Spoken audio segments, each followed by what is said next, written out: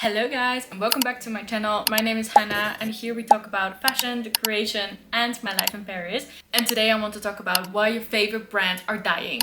We're gonna talk about that today, so if you're interested in learning more about retail and wholesale and pop-ups and building your own brand, then this video is for you. So grab a cup of tea or coffee and let's sit and chat about it, because I think this is quite interesting observation that I've made and I want to see if you agree with me or not. And let's get into it. Open up your Instagram right now and maybe ask me. I've been following a lot of like brands online that I maybe never have shopped from, but I've been liking to follow them online. They inspire me. If they want to do any sort of like pop-up, or I will be able to buy them in Paris or buy them in another city, I would be very happy to. I'm just not the biggest online shopper, I would say. I'm not really shopping that many brands online, especially from smaller brands. But that's a personal thing. I want to know if you're the same or if you only buy from small brands online. Anyway, you go on Instagram and you see like one of those brands, and what I've noticed in the past, I would say 2 months, is that every day I open up my Instagram,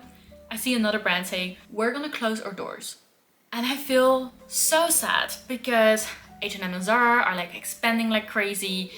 We have seen that Shein is now also available in Paris in like one of the most prestige like shopping malls. I think they're gonna close. I think I saw something that like France and Shein are gonna close down. I'm so sad. I'm so sad to see that like my favorite brands I've been following online will close down. But I've been guilty of this because I'm not buying from them, because I've never seen them in real life and I don't know how the shipment will go. I don't know what the quality will be like. I don't know if they say that it's wool, that it's not polyester or stuff like that. So I prefer to keep my distance, look online, and then once they're doing anything like a pop-up or they will be able for sale or wholesale in another store, I'm so happy that I found them and I will make a purchase. But the question is, why are so many brands closing down right now? And does it have to do anything with our shopping behavior? Let's talk about the biggest lie on the internet, and that is the following count. If you've been on Instagram for the past 10 years, you know that having a huge amount of followers is very important. It's important for your business, it's important for you as an influencer, it's been important for maybe even for yourself, like just so you know, like I've been growing and you've been there. But actually things have changed in the last year. I've talked to some influencer agencies, they're saying the same thing, like the girls that are having 30k but really good engagement are getting way higher deals than the people that have 100k and have like less engagement. And that's the same for those smaller online brands that only sell D2C online. It's like they have 150k followers. Like I've seen brands that have 150k followers and still post, we're gonna close our doors. And like, of course, the reason can always be different. Like maybe it's a personal decision, but most of the time it's a financial decision. So having those huge amount of followers, it's not like, oh, we're printing money, we have these followers, so we're doing well, or cash flow is well, or sales are doing well, and we're having a real community. Back in the day, 100k looked like success, and these days it more looked like you have bought some followers if you have only 20 likes. But behind the scenes, those brands have actually purchased a lot of money via meta ads. They've maybe even bought some followers, or they've done other things to gain the amount of followers. And now you see that Facebook decided to change that, and then somehow the follower count doesn't make any sense anymore. And so it doesn't really matter anymore. It doesn't matter to get investments. It doesn't matter if you have 100k followers if you're not able to make 5k in sales per month. The brands that are surviving right now really have understood the distribution funnel, because the goal of meta ads is not to follow anymore. It's like go directly, link up, swipe up, link, and go directly to the ad and make a purchase. And I think it's not just Meta or Facebook and Instagram.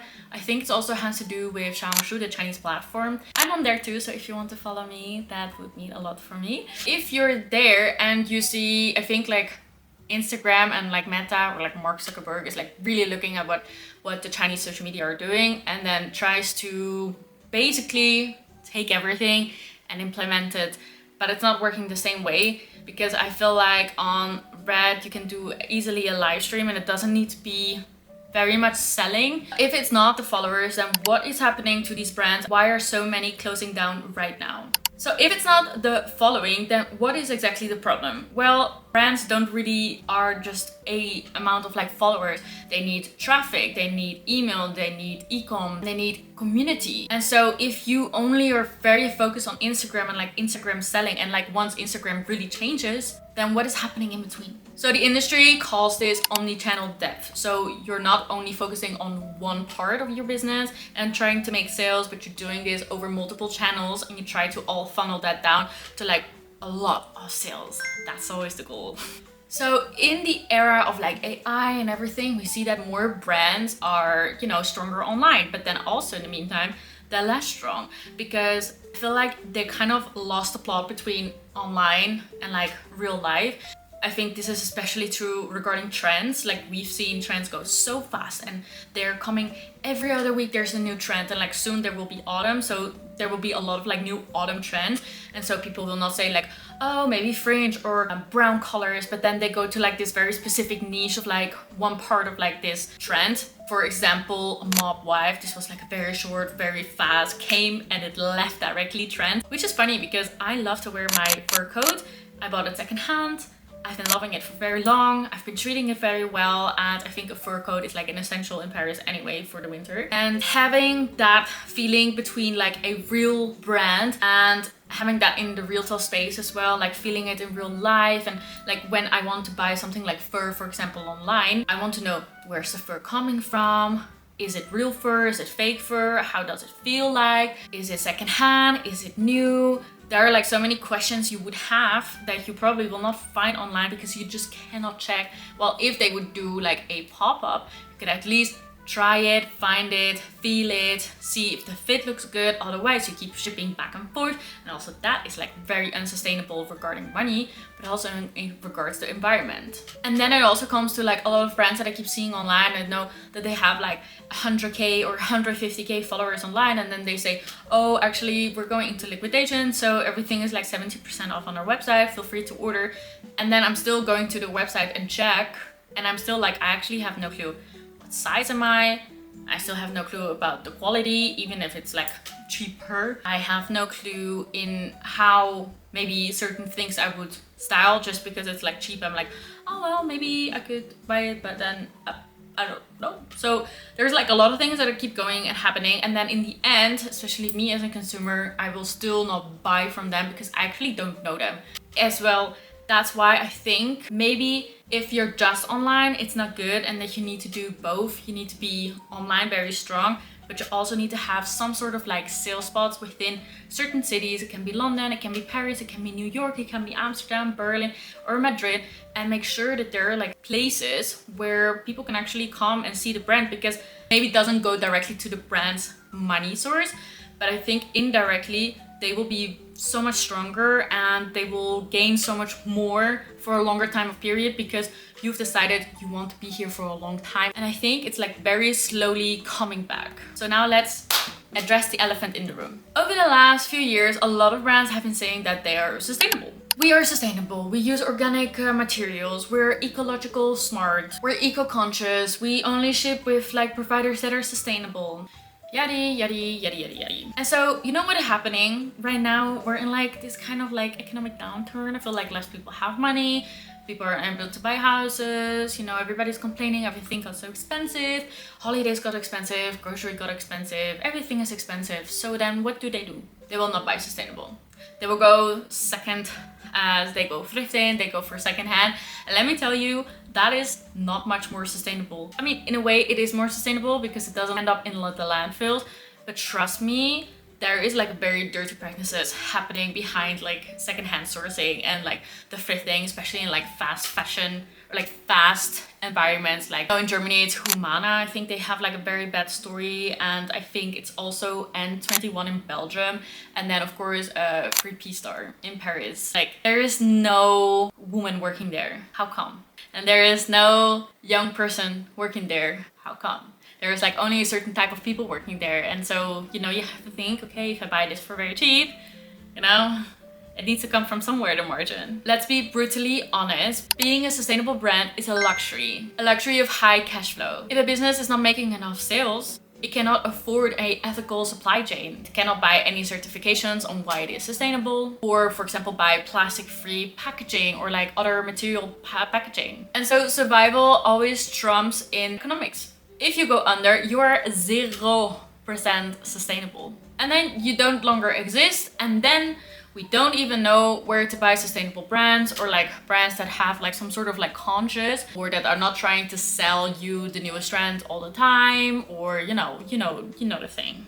And so the consumers are also like, well, I want maybe to buy in a more sustainable way, but you know, H&M is accessible, Zara is accessible, Primark is accessible, and those sustainable smaller brands are not accessible, and that is, I think, a problem. There are people going around that they're saying that the middle class brand is disappearing, and so you can either be high-end luxury or you have to be like very cheap. But I actually disagree. I think that the consumer, the gullible consumer, is very much changing or like even disappearing. Consumers are getting incredibly smart. I can go on Claude and I can say I need a white shirt, look at COS, Massimo Dutti, Arcade, H&M and other stores, and tell me how much they are, how much organic cotton is in those, what type of fit do you want, like an oversized or like a slim fit, or like, you know, any type of fit.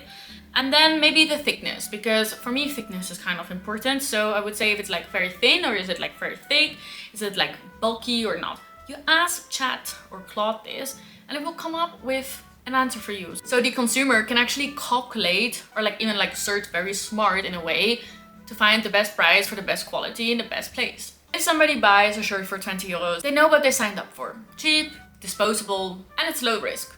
But if you ask a consumer to ask for 200 for a shirt, then out of the blue, they're way more interested. They are checking the quality, they're checking the material, they want to know where it came from, they want to know where it's made. And if they see that it's like 100% recycled material, they will just walk away, because why not have 100% organic cotton rather than recycled?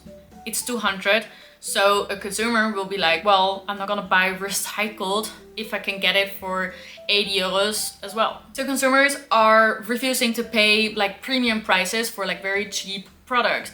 And so all the brands that are trying to like kind of snatch these, like trying to be fast fashion or are fast fashion, but with like these luxury prices, you're killing yourself. Like you have no USP, you have no interesting story to tell, because you will follow every other trend anyway. So, you know, what's the point? So the middle brands that are focusing on like either quality, or they're trying to do like a very specific niche style or color combination, or they have a very nice story to tell, those are the ones that actually will survive. And the ones that are dying will be the fast fashion brands that are trying to be a premium brand, but also the brands that don't have anything unique to sell, or like are only on the online and not on the retail and the wholesale. It's like, I think that's really my pity with these types of brands, so sorry. Why is your favorite brand dying? It's actually kind of funny.